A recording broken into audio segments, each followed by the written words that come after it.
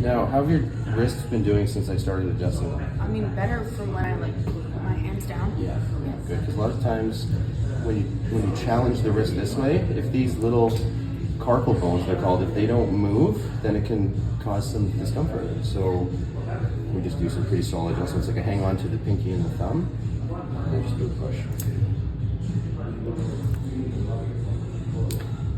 And you can feel those.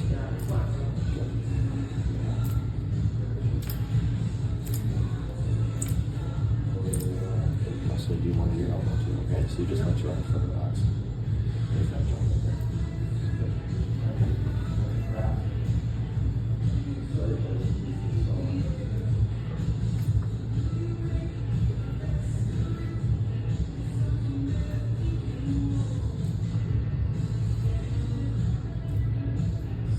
Does that hurt? A little bit. A little bit? But it definitely loosens everything up for you. Good. And that's how we get the rest.